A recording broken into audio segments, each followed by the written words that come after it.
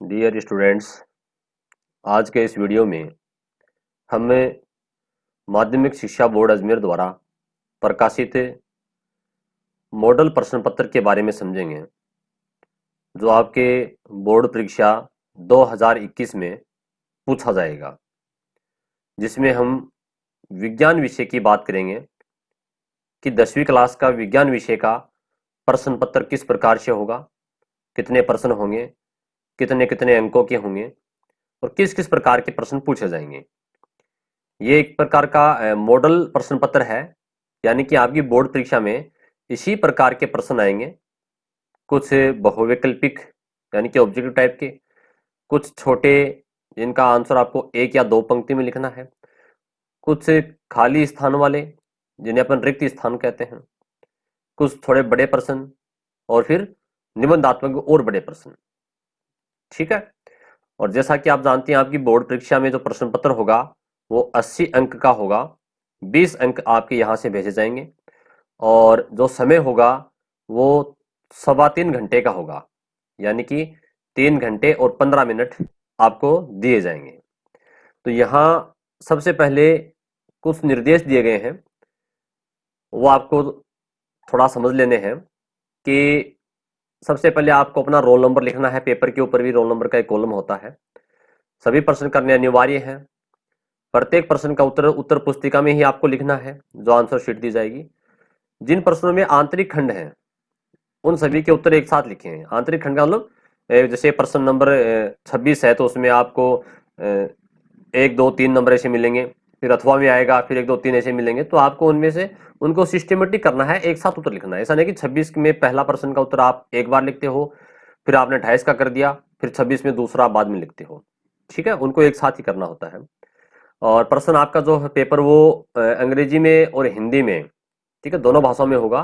परंतु जो हिंदी भाषा में जो लिखा हुआ है वो सही माना जाएगा। कई बार क्या होता है कि हिंदी वाली और इंग्लिश वाली में कुछ अंतर मिल जाता है, तो हिंदी वाला सही माना गया है यहाँ पर। और छठा पॉइंट है कि प्रश्न संख्या 28 29 30 में आंतरिक विकल्प है। आंतरिक विकल्प यानी कि अथवा वाले। तो आपको मैं पहले बता दूं, आपके बोर्ड परीक्षा में 28 प्रश्न ही आएंगे। तो यहाँ पर ये 28 29 30 नहीं है। ठीक है, ये इसमें गलत लिखा है।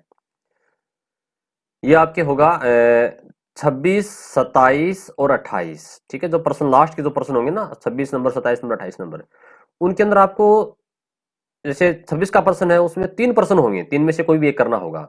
27 में भी 3 होंगे, 3 में से एक करना होगा। 28 वाले प्रश्न में भी 3 ऑप्शन मिलेंगे आपको कि 3 में से कोई भी आप एक कर सकते हो। ठीक है ना, तो उसे कहते हैं आंतरिक विकल्प। अब यहाँ कुछ इसका विभाजन दिया गया है, अंक विभाजन कि जैसे आपका जो पेपर होगा वो 5 खंडों में बटा होगा, जिसको खंड ए ब स और द ये नाम दिया गया है। अंग्रेजी में इसको ABCD और ई तक नाम दिए गए हैं। ठीक है, 5 भागों में बटा होगा प्रश्न पेपर आपका। और प्रश्नों की संख्या आपके प्रश्न नंबर 1 जो होगा वो ऑब्जेक्टिव टाइप के क्वेश्चन होंगे, अबसदा होंगे, और उसमें 10 प्रश्न आएंगे। ठीक, 10 ऑब्जेक्टिव आएंगे। और फिर आगे 2 से नंबर 11 नंबर वाला जो प्रश्न है, ये आपके छोटे एक एक लाइन के आंसर होंगे। ये सभी प्रश्न एक एक नंबर के होंगे, यानी कि कुल 20 नंबर के प्रश्न आपके हो जाएंगे। फिर दूसरा खंड जो होगा उसमें आपके 8 प्रश्न पूछे जाएंगे, और ये अ, अपने प्रत्येक प्रश्न 2 नंबर का होगा। ठीक है, तो 8 प्रश्न, प्रत्येक प्रश्न 2 का, तो 16 नंबर का हो जाएगा। तीसरा जो खंड है उसमें आपके 4 प्रश्न होंगे और प्रत्येक प्रश्न 4 नंबर का होगा, तो 4 चौक 16 नंबर का पोर्शन हो गया पूरा ये। इसी प्रकार से जो डी खंड है उसमें आपके 2 ही प्रश्न होंगे और वो दोनों प्रश्न 5-5 नंबर के होंगे, तो कुल 10 नंबर का हो गया अंक बाहर। इसी प्रकार से जो ई वाला लास्ट खंड है, ठीक है, उसमें आपके 3 प्रश्न दिए हैं और जो कि 6-6 नंबर के हैं। कौन से? वो आंतरिक विकल्प वाले जो हैं 6-6 नंबर के होंगे, बड़े प्रश्न होंगे, और 3 प्रश्न है तो 18 नंबर की होगी इस प्रकार से। यानी कि कुल आपका अंक बाहर हो जाएगा 80। इसका योग कितना हो जाएगा? पूरा 80 नंबर का पेपर होगा आपका। और ये प्रश्नों की संख्या कुल हो जाएगी आपकी 28। ठीक है ना, आपके 28 प्रश्न बोर्ड परीक्षा में पूछे जाने हैं। क्लियर? तो इस प्रकार से आज के इस वीडियो में देखिए, हम ये जो 4 खंड बांट रखे हैं, इस वीडियो में हम आज केवल पहला जो खंड है, खंड ए, जिसमें छोटे प्रश्न है, सारे एक एक नंबर वाले क्वेश्चन है। ठीक है, 20 नंबर के प्रश्न जो है, और 1 नंबर से लेकर के 11 नंबर तक।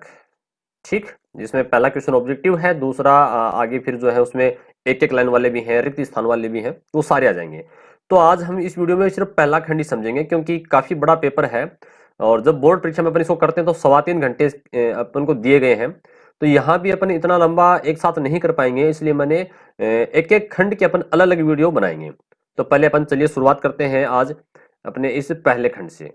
देखिए तो आप साथ में अपने अपने पाठ्य पुस्तक को लेकर बैठिएगा, क्योंकि जो बोर्ड परीक्षा में हो सकता है कि यहाँ अपन जो प्रश्न उत्तर आपको करवा रहे हैं, इनमें से कई प्रश्न आपको बोर्ड परीक्षा में मिल जाएंगे। हालांकि ये मॉडल पेपर है, ठीक है, जिसको अपन मॉडल पेपर भी कह सकते हैं या सैंपल पेपर भी कह सकते हैं, परंतु आपको इनमें से इनके इर्द गिर्द, ठीक है, इनसे संबंधित आपको प्रश्न बोर्ड परीक्षा में कन्फर्म मिलेंगे, क्योंकि ये महत्वपूर्ण प्रश्नों का संग्रह है, सारे के सारे क्वेश्चन इंपोर्टेंट है। तो पहले सेक्शन की अपन बात करते हैं। पहले सेक्शन में क्या होता है, पहला क्वेश्चन आपकी जो कि 10 प्रश्न है, यानी कि पहले प्रश्न को 10 प्रश्नों में बांट दिया गया ना, नंबर 1 नंबर 2 ऐसे, और सही विकल्प का चयन कीजिए, विकल्प यानी कि ऑप्शन, ठीक है। अब देखिए आपको पहला क्वेश्चन जो है अपन देखते हैं। पहला क्वेश्चन है सामान्य रक्तचाप, रक्तचाप बोल दीजिए, रक्तदाब बोल दीजिए, जिसको अपन ब्लड प्रेशर कहते हैं, ठीक है। और इसमें दो चीजें होती हैं, सिस्टोलिक और डायस्टोलिक, ठीक है। तो सिस्टोलिक और डायस्टोलिक का जो मान है, अपने डॉक्टर के पास आते हैं तो अपना जो बीपी मापने वाली जो उपकरण है जिसका नाम है स्फेग्नोमैनोमीटर, ठीक है, जिसको रक्तचाप मापी या रक्तदाब मापी भी कहते हैं। तो उसके अपना मनुष्य की बात कर रहा है ये, ठीक है ना, मानव समूह जो मनुष्य है, एक स्वस्थ वयस्क मनुष्य का जो रक्तचाप होता है वो 120/80 Hg/mm, ठीक है। यानी कि Hg मतलब पारा, यहाँ मरकरी आपने देखा होगा, देखिए अपन किताब में देखते हैं। इसके लिए मैं आपको ले चलूंगा आपका पाठ का पहला पाठ, पहले पाठ में देखिए ये रहा अपना टॉपिक, पहले पाठ का टॉपिक है रक्तचाप ब्लड प्रेशर, और मैं आपको यहाँ दिखाना चाहूंगा वो मशीन या उपकरण, ये स्फेग्नोमैनोमीटर नाम लिखा हुआ ना, ये रहा स्फेग्नोमैनोमीटर। ये मशीन आपने देखी होगी, डॉक्टर अपने हाथ के यहाँ पर इसको बांधता है इस पट्टे को, और फिर उसमें हवा इस प्रकार से पुश करता है और उसको छोड़ता है। तो ये यहाँ पर इसके अंदर ये मरकरी जो पारा Hg वो भरा होता है, ठीक है। तो ये इसके दो चीजें हैं, सिस्टोलिक और डायस्टोलिक। तो अपन देखते हैं ये दोनों चीजें क्या हैं। आंसर तो अपन ने बता दिया, इसका मान कितना होता है 120/80 होता है, ठीक है ना। ये इसका आंसर तो मैंने आपको बताया है कि 120 और 80 ये इसका सही होगा। और एक चीज और, आप जब प्रश्न आप एग्जाम में लिख के आते हो तो उस समय आपको केवल ए इतना ही नहीं लिखना, ए लिख करके उसके आगे 120/80 Hg/mm ये भी लिखना है, ठीक है। अब ये सिस्टोलिक और डायस्टोलिक क्या है, इसके बारे में थोड़ा सा अपन समझते हैं। तो देखिए जब रक्त हमारी रक्त वाहिनियों में बहता है, रक्त वाहिनियां दो प्रकार की होती हैं, धमनी और शिराएं, ठीक है। वैसे मैंने इन पाठों के अलग अलग वीडियो खूब बना रखे हैं, सभी टॉपिक के अलग अलग वीडियो बना रखे हैं, वहां भी आप इसको समझ सकते हो। तो जब हमारी रक्त वाहिनी में रक्त बहता है, ठीक है, तो वो हमारे वाहिनियों पर दबाव लगाता है, उनकी दीवारों पर एक दाब डालता है, उसे रक्तचाप रक्तदाब कहते हैं।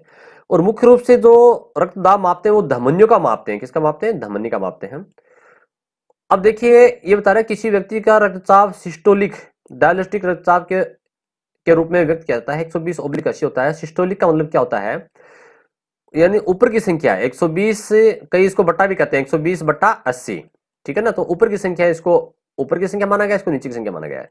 तो सिस्टोलिक जो है ऊपर की संख्या, ये धमनियों के दाब को दर्शाती है। इसमें हृदय की मांसपेशियां संकुचित होकर धमनियों रक्त का पंप करते हैं, तो वो सिस्टोलिक कहलाता है। देखो होता क्या है ये जिस प्रकार से हमारा, मान लीजिए रफली डायग्राम बना रहा हूँ, एक हमारा हृदय जो है वो 4 भागों में बटा होता है, ठीक है, 4 चैम्बरों में, 4 प्रकोष्ठ में बटा होता है। ऊपर वाले दोनों आलिंद हैं, नीचे वाले दोनों नीले हैं। जब शुद्ध रक्त हमारे बाएं भाग में आता है, ठीक है, बाएं आलिंद में और फिर बाएं नीले में, बाएं नीले से ये क्या होता है, फिर महाधमनी से होता हुआ शरीर के भागों में पहुंचता है। तो उस समय जब ये बता रहा है कि हृदय की मांसपेशियां संकुचित होती हैं, यानी कि ये जो यहाँ की जो मांसपेशियां, हृदय की मांसपेशियां जब ये संकुचित होंगी, सिकुड़ेंगी, अंदर की तरफ संकुचित होंगी, तो उस समय जो दाब लगता है उसे तो कहते हैं सिस्टोलिक, ठीक है ना, उसे क्या कहते हैं, सिस्टोलिक।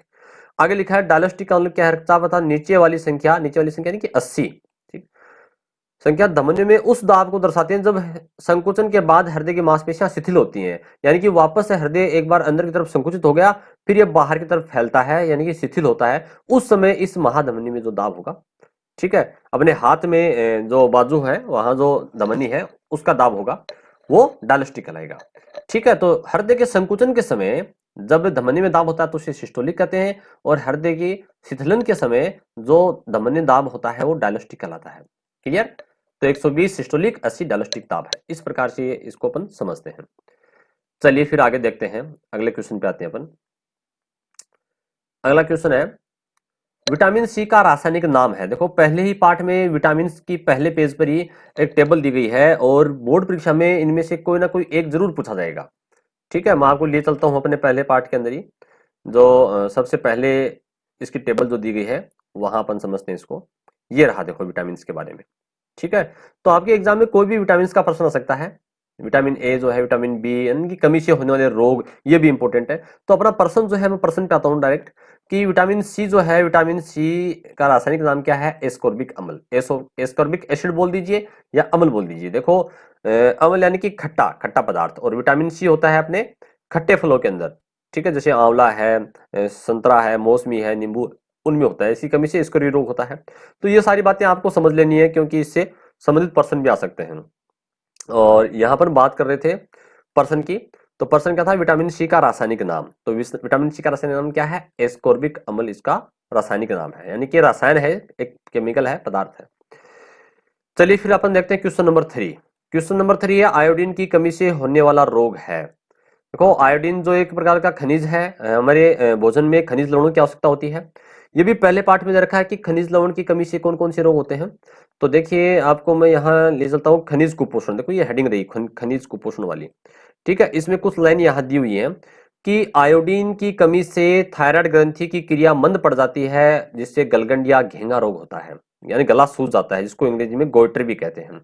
तो आपने टीवी वगैरह में खूब ऐड देखा होगा कि आयोडीन युक्त नमक खाना चाहिए। तो जो आयोडीन है वो अपने फलों में भी होता है। ठीक है, एक प्रकार का खनिज लवण है। तो यहाँ पर अगर आयोडीन अपने शरीर में नहीं होगा तो थायराइड ग्रंथि, जो हमारे गले में जो ग्रंथि होती है थायराइड ग्रंथि, इसकी क्रिया मंद पड़ जाएगी, यानी कि धीमी पड़ जाएगी। ठीक है, और ये जब थायराइड ग्रंथि कम काम करना शुरू कर देती है या काम करना बंद कर देती है, तो गलगंड या घेंगा रोग हो जाता है, जिसमें गला सूज जाता है। ठीक, तो अपना प्रश्न क्या था कि आयोडीन की कमी से होने वाले रोग का नाम क्या हो जाएगा? घेंगा या गलगंड, जिसको अंग्रेजी में क्या कहते हैं? गोइटर। मैंने बताया इसको अंग्रेजी में गोइटर कहते हैं। ठीक है, चलिए ये बात होगी अपनी। फिर क्वेश्चन नंबर, एक चीज और मैं आपको बता दूं, देखो यहाँ जो ऑप्शन दिखा रखे हैं ना, और एक ये आपको जो और ऑप्शन मिल रहे हैं, जैसे यहाँ पर ये मिल रहा है कैल्सीफेरोल। विटामिन सी का नाम तो क्या था? एस्कॉर्बिक अम्ल था। इसी प्रकार से कैल्सीफेरोल किसका है? विटामिन डी का है। ठीक है, तो ये आपको ये भी साथ साथ याद करने हैं। जैसे आयोडीन कमी से कौन सा रोग होता है? तो गलगंड घेंगा हो गया। तो रतौंधी रोग होता है विटामिन ए की कमी से। रिटेक्स रोग होता है विटामिन, ठीक है, डी की कमी, डी की कमी से, है ना। ठीक, इस प्रकार से आपको ये भी साथ साथ याद करने हैं। ठीक है, जो ऑप्शन और बता रहे हैं तो उनको भी आप जरूर परीक्षा की दृष्टि से आप इनको समझ लीजिएगा, क्योंकि इनमें से कोई एक क्वेश्चन आपके आ सकता है। क्वेश्चन नंबर 4 है, मेंडल ने आनुवंशिकी संबंधित प्रयोग किस पादप पर किए? यानी कि मेंडल जो वैज्ञानिक है, ग्रेगर जोहन मेंडल, उन्होंने आनुवंशिकी के लिए जो प्रयोग किए हैं वो कौन से पौधे पर किए हैं, कौन से पादप पर किए हैं? तो उन्होंने किए हैं उद्यान मटर पर। देखो यहाँ टमाटर है, सेब है, गाजर ऑप्शन दे रखे हैं, लेकिन एग्जाम के अंदर आपके ऑप्शन आ सकता है कि उद्यान मटर, ठीक है ना, यह आ सकता है आपका मीठी मटर। इस प्रकार से आपको ऑप्शन मिल सकते हैं, जंगली मटर। तो आपको उसका आंसर करना है उद्यान मटर। उद्यान यानी कि बगीचे में जो गार्डन है उसमें लगाते हैं वो मटर है। तो यहाँ आपको देखो ये मिलेगा अपने जो 3 का पार्ट है। ठीक, मैं आपको ले चलता हूँ 3 के पार्ट में। ये रहा मेंडलवाद।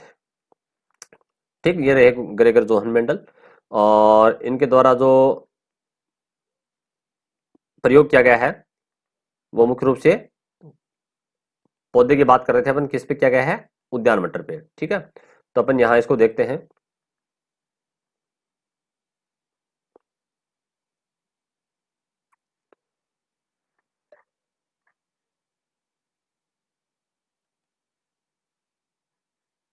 यहाँ कुछ अपने इसमें थोड़ी टेक्निकल प्रॉब्लम हो रही है। तो यहाँ जो मेंडल है इसमें देखिएगा अपने, ये रहा कि मेंडल जो है वो चर्च के अंदर एक पादरी के पद पर थे, और उन्होंने उद्यान में यानी बगीचे में, ठीक है ना, उद्यान मटर के पौधों पर प्रयोग किया, आनुवंशिकी के पौधों पर प्रयोग किया। अब इसका जो वैज्ञानिक नाम है वो आपको जरूर याद रखना है, पाइसम सेटाइवम। ठीक है, मटर का वैज्ञानिक नाम क्या है? क्योंकि अपन जब आगे एक पार्ट और पढ़ेंगे तो उसमें भी अपने आएगा मटर जो है वो दाल कुल में आता है, ठीक है, लेग्यूमिनेसी कुल में आता है, दाल वाले कुल में। तो वहां पर अपन इसको जरूर समझेंगे एक बार और कि इसका वैज्ञानिक नाम हमें याद रखना है। तो मेंडल ने कौन से पौधे पे प्रयोग किए? उद्यान मटर पे किए। उद्यान मटर का नाम क्या है? पायसम सेटाइवम। ठीक है ना। गाजर जो है वो सब्जी है जो कि जड़ से प्राप्त होती है। सेब है, ये फल है। टमाटर जो है ये भी फल है, ठीक है, जिसका उपयोग अपन सब्जी के रूप में करते हैं। ये फल है एक प्रकार का, टमाटर। चलिए, बात होगी अपनी। अगला क्वेश्चन है, प्रथम उत्पादित प्रतिरक्षी है। देखो, प्रतिरक्षी क्या होती हैं? जिसको अपन अंग्रेजी में एंटीबॉडी कहती हैं। यानी कि हमारे शरीर के अंदर जो डब्ल्यूबीसी है, रक्त के अंदर आरबीसी, डब्ल्यूबीसी और प्लेटलेट होती हैं। तो डब्ल्यूबीसी जो है वो कुछ एंटीबॉडी बनाती हैं रोगों से लड़ने के लिए। ठीक है, जो हमारे शरीर में जब रोगाणु आते हैं तो रोगाणुओं को अपन एंटीजन कहते हैं। तो उन एंटीजन को नष्ट करने के लिए एंटीबॉडी बनाती हैं डब्ल्यूबीसी। हमारे शरीर में जो डब्ल्यूबीसी है वो एंटीबॉडी बनाती है, प्रतिरक्षी बनाती है। ठीक है, तो यहाँ पर ये बता रहा है कि जब हमारे शरीर में जब प्रतिजन आता है, यानी कि एंटीजन आता है, बाहर से कोई रोगाणु आता है, रोगाणु जैसे जीवाणु, विषाणु, कुछ भी आ गया, तो उस समय हमारे शरीर में सबसे पहले कौन सी प्रतिरक्षी बनती है? ठीक है, तो ये प्रश्न पूछा जा रहा है अपन से। तो इसका आंसर हमें मिलेगा, ये रहा जो अपने चैप्टर नंबर जो 4 है वहां इसका आंसर दिया गया है। तो हम पार्ट जो चौथा पार्ट है उसमें अपन इसको देखते हैं कहाँ है। ये देखिए यहाँ पर, ये रहा अपना प्रतिरक्षियों के प्रकार। ठीक है ना, प्रतिरक्षियों में 5 प्रकार की जो पॉलीपेप्टाइड श्रृंखलाएं पाई जाती हैं। तो यहाँ पर इनके ये प्रतिरक्षी जो है वो 5 प्रकार की हैं। भारी श्रृंखला के आधार पर प्रतिरक्षी 5 प्रकार की होती हैं। ठीक है, तो इसमें जो प्रश्न पूछ रहा है कि सबसे पहले वाली जो बनती है वो कौन सी है, तो यहाँ देखिए मैं आपको दिखा रहा हूं। मैं आईजीएम प्रतिजन की अनुक्रिया, आईजीएम, ये जो आईजीएम है ये एंटीबॉडी है, और प्रतिजन यानी कि जो रोगाणु है उसकी अनुक्रिया से, उसकी उन दोनों की रिएक्शन से, अभिक्रिया से, अनुक्रिया से उत्पादित प्रथम प्रकार की प्रतिरक्षी है। यानी कि सबसे पहले आईजीएम बनती है। ठीक है ना। और देखिए यहां से कुछ 2-3 प्रश्न और आते हैं एग्जाम के अंदर कि ऐसी कौन सी प्रतिरक्षी है जो प्लेसेंटा को पार करके भ्रूण तक पहुंचती है, वो आईजीजी है। एक प्रश्न बनता है कि माँ के दूध में कौन सी प्रतिरक्षी पाई जाती है, तो वो आईजीए है। तो इस प्रकार से एग्जाम के अंदर आपके या फिर एक प्रश्न और है कि एलर्जी के समय, हमारे शरीर में जो एलर्जी होती है तो उस समय कौन सी बनती है? आईजीई बनती है। ठीक है, तो यहाँ इनमें से कोई भी एक प्रश्न आ सकता है बोर्ड परीक्षा में, तो आपको उस प्रकार से इसको तैयार रखना है कि सबसे पहले जो बनने वाली कौन सी है। ठीक है, अब अगला क्वेश्चन है क्वेश्चन नंबर 6, सर्वदाता रक्त समूह है। सर्वदाता यानी कि ऐसा व्यक्ति का रक्त जो सभी को रक्त दे सकता है। ठीक है, तो ब्लड ग्रुप को 4 भागों में बांटा गया है, रक्त समूह ए, रक्त समूह बी, रक्त समूह ए बी और रक्त समूह ओ। तो सर्वदाता जो सबको रक्त दे सकता है वो तो है ब्लड ग्रुप ओ वाला। ठीक है, और सर्वग्राही अगर परीक्षा में आ जाए, सर्वग्राही कौन सा है? जो सभी से रक्त ले सकता है वो है ए बी। ठीक, तो यहाँ भी ये इसी पार्ट के अंदर आपको मिलेगा जो ब्लड ग्रुप वाला टॉपिक है। वहां देखिए आपको मैं ले चलता हूँ, ये रहा रक्त रक्त समूह है। ठीक है, ब्लड ग्रुप वाला जो टॉपिक, उसमें यहाँ आपको एक लाइन मिलेगी, ये टेबल दी गई है पूरी, और यहाँ लास्ट में लिखा है देखो, ओ रक्त समूह वाला व्यक्ति सभी को रक्त दान कर सकता है, यानी कि सर्वदाता हो जाएगा। ठीक है, यानी कि ओ रक्त वाला सर्वदाता है, और ए बी वाला रक्त समूह सर्वग्राही कहलाता है क्योंकि ये सभी व्यक्तियों से रक्त ले सकता है। ठीक है, तो सर्वदाता और सर्वग्राही आपको दोनों को ही ध्यान में रखना है। तो इस प्रकार से ये क्वेश्चन नंबर अपना 6 हुआ। फिर क्वेश्चन नंबर 7 है रक्त समूह, जो ब्लड ग्रुप है 4 प्रकार का, ए बी ओ।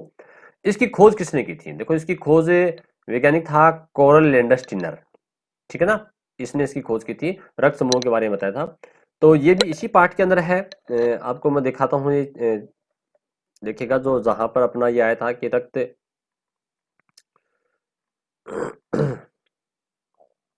ये रहा रक्त समूह।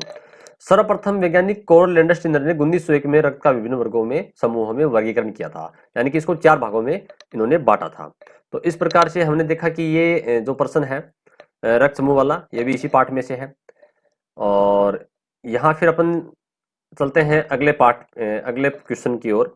अगला प्रश्न है कि इमली में, देखो प्रश्न क्या है, इमली में पाया जाने वाला अम्ल है। देखो ये अपना जो अगला पार्ट है, ठीक है, पार्ट नंबर 5, दैनिक जीवन में रसायन, इस पार्ट का प्रश्न है। और ये पूछ रहा है कि जैसे अपने जो खट्टे फल हैं तो अम्ल किन किन में होता है, क्षार कौन से पदार्थों में होता है, इस प्रकार से प्रश्न है। तो इमली जो है खट्टी होती है, अपन सब जानते हैं, तो इसमें अम्ल होता है। और इसमें जो अम्ल होता है वो है टार्टरिक अम्ल। कौन सा अम्ल है? टार्टरिक एसिड या टार्टरिक अम्ल पाया जाता है। तो ये अपने इस पार्ट के अंदर ये शुरुआत में ही अपन को यहाँ मिल जाएगा। चलिए देखते हैं इसको। देखिए ये रहा यहाँ पर, इसमें और भी दिए गए हैं कि सिरके में एसिटिक अम्ल होता है, सिरका जो कि अचार में डालते हैं। इमली में टार्टरिक अम्ल होता है, संतरे में एस्कोर्बिक अम्ल होता है, विटामिन सी जो है वो, और लाल चींटी के डंक में फार्मिक अम्ल होता है।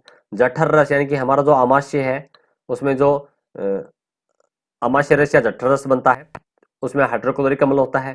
तो इस प्रकार से इनमें से कोई भी एक प्रश्न आपके बोर्ड परीक्षा में पूछा जा सकता है। तो हमको ये सारे ही प्रश्न थोड़े से अपन को देखने हैं, इनको समझने हैं। ठीक है, तो इस प्रकार से हमने ये 5 के पार्ट का देखा। फिर अपन देखते हैं क्वेश्चन नंबर 9 का प्रश्न है, दोनों दिशाओं में होने वाली अभिक्रिया। तो अभिक्रिया का प्रश्न है, और अभिक्रिया का अपन को पता है जो पार्ट है वो अपना 6 का पार्ट है। तो यहाँ एक अभिक्रिया का प्रकार है उत्क्रमणीय और अनुत्क्रमणीय अभिक्रियाएं। ठीक है, तो प्रश्न जो अपना था वो था कि दोनों दिशाओं में होने वाली अभिक्रिया। इसका सही आंसर तो हो जाएगा उत्क्रमणीय अभिक्रिया। उत्क्रमणीय अभिक्रिया मतलब क्या? जिसमें क्रिया कारक, जैसे मान लीजिए ए और बी कोई पदार्थ हैं, क्रिया कारक हैं, और ये मिलकर के क्या बना लेते हैं? ए बी नाम का एक कोई उत्पाद बना लेते हैं, या क्रियाफल बोल दीजिए की बात है। परंतु ये जो क्रियाफल है ए बी, ये वापस क्रिया कारक में बदल जाए, तो दोनों दिशा में चलती है, उसके लिए ये निशान लगाते हैं अपन, ये सिंबल यूज करते हैं। तो ऐसी विक्रिया को उत्क्रमणीय विक्रिया कहते हैं। जो एक दिशा में चलती हैं उसे अनुत्क्रमणीय विक्रिया कहते हैं। ठीक है, तो चलिए अपन चलते हैं इसमें अपने पाठ में। देखो इसका ये रहा उत्क्रमणीय और अनुत्क्रमणीय। तो उत्क्रमणीय में यहाँ देखो नीचे लिखा हुआ भी है उत्क्रमणीय, ये रहा। ठीक, ऐसी अभिक्रियाएं जिसमें अभिकारक क्रिया करके उत्पाद बनाते हैं, और उसी समय उन्हीं परिस्थिति में उत्पाद भी अभिक्रिया करके अभिकारक बनाते हैं, यानी वापस अभिकारक बन गए, उत्क्रमणीय अभिक्रिया कहलाती है। और ये अभिक्रिया दोनों दिशाओं में होती है। और इसके लिए ये निशान जो मैंने बताया ये आप ऐसा लगा लीजिएगा, अगर किताब में नहीं लगा हुआ है तो ऐसे बना लीजिए इसको। ठीक है, ये यूज करते हैं। तो हमने यहाँ पर अभिक्रियाओं के प्रकार के अंदर उत्क्रमणीय के बारे में देखा। अगला प्रश्न है कि प्रकाश का सर्वाधिक वेग होता है। तो प्रकाश का जो वेग है, स्पीड है, ठीक है, वो सबसे ज्यादा किस में होती है? वो निर्वात में होती है। प्रकाश निर्वात में गति कर सकता है। और यहाँ इसका जो ये अपना प्रकाश वाला पार्ट है, 9 का पार्ट। ठीक है, तो 9 के पार्ट में जो अपवर्तन वाला टॉपिक है वहां अपन को भी मिल जाएगा कि प्रकाश किस प्रकार से गति करता है। तो यहाँ मैं आपको बता दूं, देखो थोड़ा सा इसमें निर्वात में सबसे ज्यादा स्पीड होती है।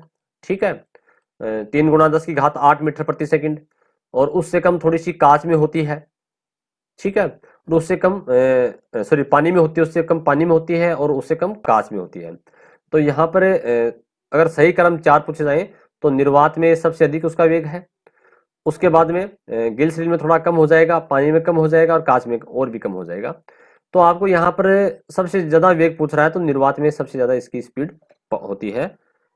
ठीक है, और कितनी होती है? 3 × 10⁸ मीटर प्रति सेकंड होती है। यहाँ पर नहीं मिल भी जाएगा। हम जानते हैं कि निर्वात में प्रकाश का वेग 3 × 10⁸ मीटर प्रति सेकंड होती है, यानी कि एक सेकंड में 3 × 10⁸, 10 के आगे 3 के आगे 8 जीरो लगा लीजिए। ठीक है, इतनी स्पीड होती है, एक सेकंड के अंदर इतना मीटर चला जाएगा प्रकाश। ठीक, चलिए फिर अपन देखते हैं अगला प्रश्न। ये अपने 10 प्रश्न तो हो गए ऑब्जेक्टिव टाइप के। अब अपने प्रश्न आएंगे जिनका उत्तर हमें एक पंक्ति में देना है। ठीक है, एक नंबर के हैं। दूसरा प्रश्न है कि लेंस की क्षमता को परिभाषित कीजिए। ये भी अपने 9 के पार्ट में, ये प्रकाश वाले में ही। ठीक है, लेंस की क्षमता क्या है?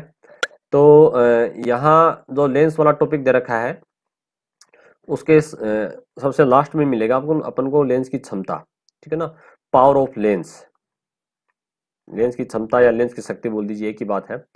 तो यहाँ अपन देखते हैं, देखिए अपनी जो किताब है उसमें देखें लेंस की क्षमता ये रहा।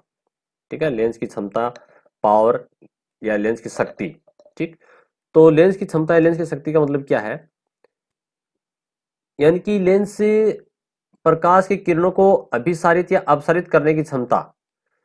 लेंस क्या करता है? प्रकाश की किरणों को या तो अभिसारित यानी कि पास पास लाता है, अपसारित यानी कि दूर दूर फैलाता है, तो उसकी ये जो क्षमता है वही लेंस की क्षमता कहलाती है। ठीक है, लेंस की पावर कहलाती है। और इसमें खास बात जो है वो ये है कि लेंस की क्षमता क्या होता है, यानी कि पी पावर बराबर 1/f। एफ यानी कि इसकी फोकस दूरी जो होती है उसके व्युत्क्रमानुपाती होती है, व्युत्क्रम उल्टा होता है। ठीक है, नहीं 1/f। ठीक। और दूसरी खास बात यह है, एफ जो है वो फोकस दूरी हमेशा मीटर में मापते हैं, और पी का मात्रक जो होता है वो डायप्टर होता है। क्या होता है? डायप्टर। यहां से भी कई बार क्वेश्चन पूछा गया है, तो मैं साथ साथ आपको वही बता रहा हूं जहां से एग्जाम में प्रश्न कई बार पूछे भी गए हैं। और अगला तीसरा प्रश्न जो है वो आवर्धनता को परिभाषित कीजिए। देखिए, आवर्धनता का मतलब क्या होता है? बड़ा करके दिखाना। ठीक है, कितना गुना। ठीक है, आवर्धनता का मतलब यानी गुणा समझ लीजिए आप, 2 गुना, ठीक है ना, 3 गुना, 1.5 गुना, 5 गुना। ठीक है, तो वो आवर्धनता कहलाता है। तो आवर्धनता जो है वो दर्पण के ऊपर भी लागू होता है और लेंस के ऊपर भी लागू होता है, क्योंकि दर्पण भी वस्तुओं का आकार बड़ा करके दिखाते हैं और लेंस भी क्या करते हैं, वस्तु का आकार बड़ा कर देते हैं। तो अपन यहाँ इसको आवर्धनता की परिभाषा पूछ रहा है, तो हमें यहाँ पर इसी लेंस वाले टॉपिक में ही देख लेते हैं इसको। ठीक है, दर्पण वाले में आपको मिलेगा टॉपिक, ये रहा आवर्धनता। आप दर्पण वाले में देख सकते हो, किताब में ढूंढ लीजिए, आपको मिल जाएगा। ये आवर्धनता किसी लेंस द्वारा बिंब, बिंब यानी कि वस्तु को आवर्धित करने की क्षमता, आवर्धित यानी कि बड़ा करने की क्षमता ही क्या कहलाती है? आवर्धनता कहलाती है। और साथ में आपको देखो इसका ये फार्मूला भी लिखना है। ठीक है, ये बहुत जरूरी है फार्मूला लिखना। एम बराबर प्रतिबिंब की ऊंचाई, ऊंचाई यानी कि हाइट, जिसको एच डैश दर्शाएंगे, और बिंब की ऊंचाई यानी कि वस्तु की ऊंचाई एच से दर्शाएंगे। ये आवर्धनता का सूत्र है, ये भी आपको लिखना है, क्योंकि बोर्ड परीक्षा में अपन सीधा 1 नंबर की परिभाषा लिखते हैं, उसके साथ में अपन कुछ उदाहरण और अपन इसके कुछ सूत्र लिख देते हैं, तो अपन को अधिक अंक मिलेंगे। जैसे यहाँ पर लेंस की जो शक्ति की परिभाषा लिख दी, उसके बाद में अपन क्या ले देंगे? पी बराबर है ना 1/f, सूत्र लिख देंगे इसका। इसी प्रकार से आवर्धनता की परिभाषा लिख देंगे और उसके आगे उसका सूत्र लिख देंगे, तो आपको पूरे अच्छे अंक मिलेंगे। जो एग्जामिनर कॉपी चेक कर रहा होता है उसकी पॉजिटिव थिंकिंग बन जाएगी कि आपको नॉलेज है, आपके अगर प्रश्न आगे कुछ एक दो ठीक प्रकार भी नहीं कर पा रहे हो तो भी आपको उसमें कुछ प्रॉफिट मिलेगा, कुछ लाभ मिलेगा। क्वेश्चन नंबर 4 है, कार्य का मात्रक लिखिए। देखो, कार्य का जो मात्रक है ये अपने आगे पाठ है 11 का पाठ, ये रहा कार्य का मात्रक। ठीक है, तो कार्य जो है, देखो कार्य क्या होता है, वर्क बराबर जो है वो बल गुणा विस्थापन होता है। बल का मात्रक होता है न्यूटन और विस्थापन का मात्रक होता है मीटर। विस्थापन मतलब किसी वस्तु को एक स्थान से दूसरे स्थान पर अपन ने उसको खिसकाया, धक्का दिया, खींचा, तो उसकी दूरी जो तय करता है वो उसका विस्थापन है। तो दूरी का मात्रक मीटर होता है, तो विस्थापन का मीटर हो गया। बल का मात्रक न्यूटन होता है, न्यूटन नाम के वैज्ञानिक है, उनके सम्मान में रखा गया है। इसी प्रकार से कार्य जो है वो न्यूटन गुणा मीटर हो जाएगा। ठीक है, और उसको अपन जूल से दर्शाएंगे। तो कार्य का मात्रक क्या होता है? जूल होता है। यानी कि यदि बल न्यूटन में और विस्थापन को मीटर में दर्शाया जाए तो कार्य का मात्रक जूल होता है। ठीक है, इस प्रकार से कार्य का एक मात्रक और है, अपन देखें तो कार्य का मात्रक ये है कि बल को डाइन में, बल का मात्रक डाइन है, विस्थापन को सेंटीमीटर में दर्शाते हैं, तो कार्य का मात्रक अर्ग हो जाएगा। ठीक है, और 1 जूल बराबर होता है 10⁻7 अर्ग। ठीक, ये अर्ग भी होता है कार्य का मात्रक। तो आप ये कर सकते हो, इसमें जूल वाला जो है वो कर सकते हो। और क्वेश्चन नंबर 5 जो है वो है शक्ति को परिभाषित कीजिए। देखिए, ये भी इसी पाठ में है, 11 नंबर का पाठ जो है, 11वां पाठ। इसमें पाठ का नाम क्या है? कार्य, ऊर्जा और शक्ति। तो मैं आपको बता दूं कि इस पाठ में कार्य और शक्ति के ही प्रश्न आएंगे। ऊर्जा आपके सिलेबस से हटा दिया गया है, ऊर्जा का आपको कोई भी प्रश्न याद नहीं करना है, ऊर्जा अपने सिलेबस में नहीं है। ठीक है, तो अपन से प्रश्न क्या पूछा गया है? शक्ति का प्रश्न पूछा गया है। पहला कार्य का प्रश्न था, दूसरा शक्ति का प्रश्न है। तो अपन प्रश्न को एक बार देखते हैं।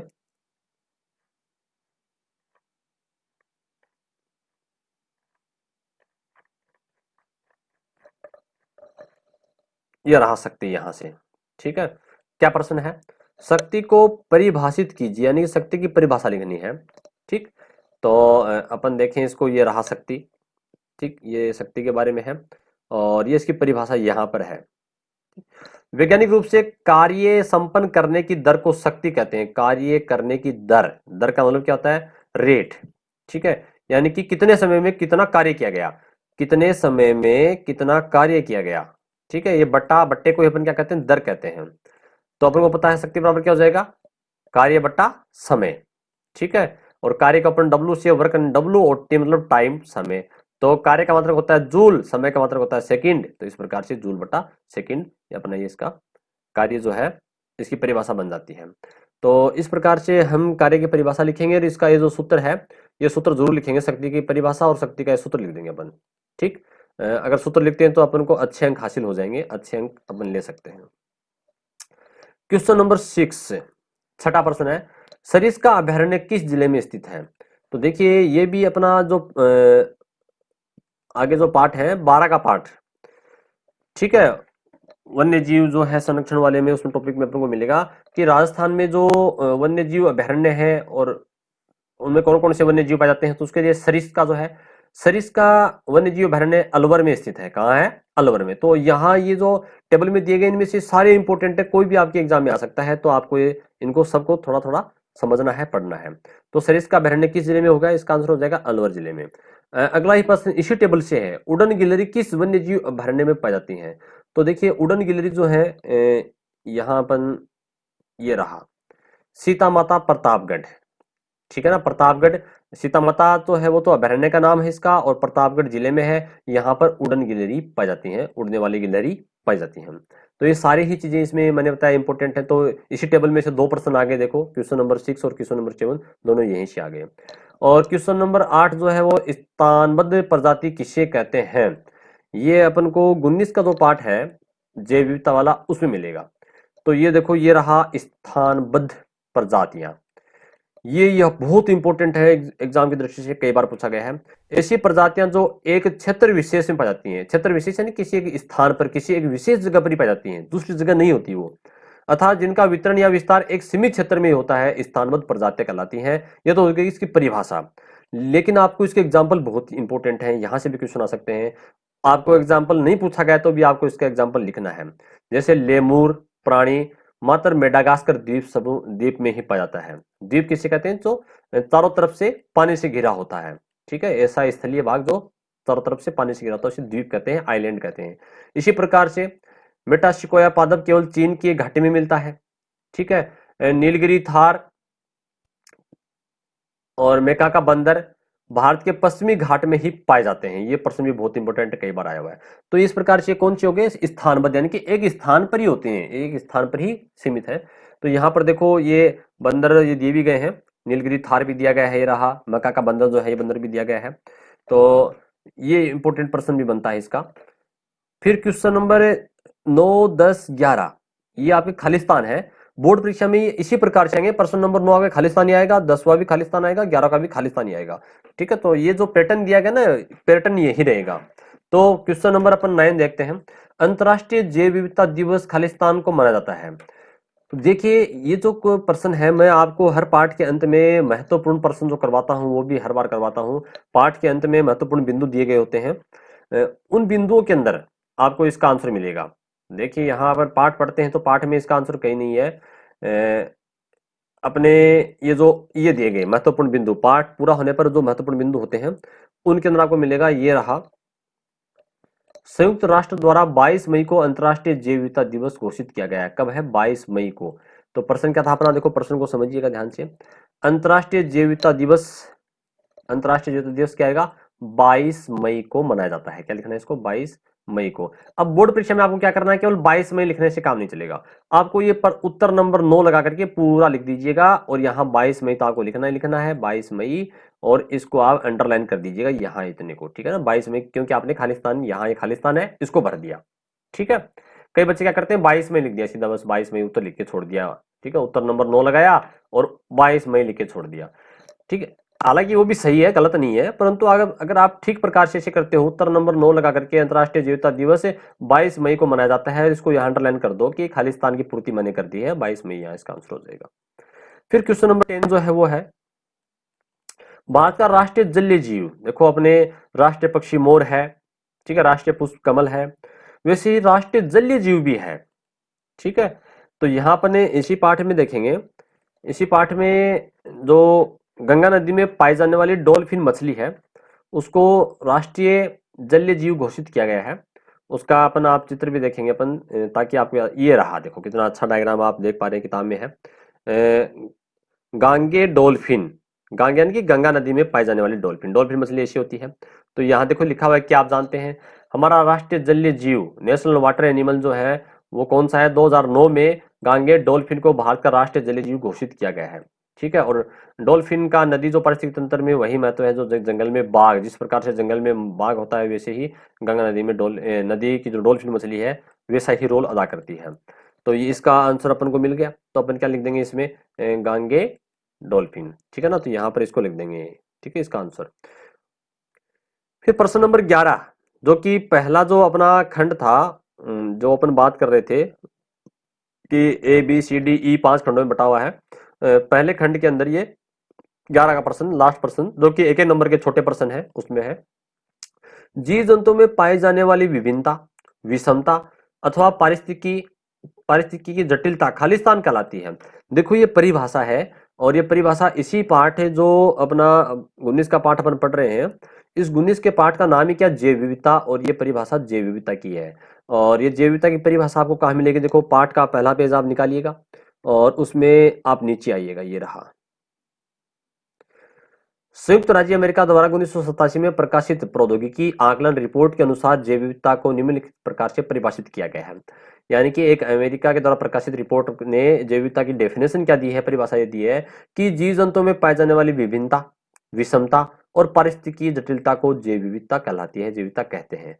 ठीक है, तो ये का ये आपको देखो यहां से आ गया प्रश्न ये। ठीक, कौन सा प्रश्न, जो खालिस्तान के रूप में आया है, तो आपको यहाँ क्या लिखना है, इसका आंसर जैव विविधता लिखना है। आप पूरा कर सकते हो ये। ठीक, उत्तर नंबर 11 नंबर लगा करके उसको पूरा लिख दीजिएगा और यहाँ जैव विविधता लिख करके इसको अंडरलाइन कर दीजिएगा। ठीक, तो इस प्रकार से आज के इस वीडियो में हमने जो मॉडल प्रश्न पत्र है विज्ञान विषय का कक्षा 10 के लिए उसको समझा, और कल अपन जिसका सेक्शन बी है, खंड बी है, उसके बारे में जानकारी प्राप्त करेंगे। धन्यवाद।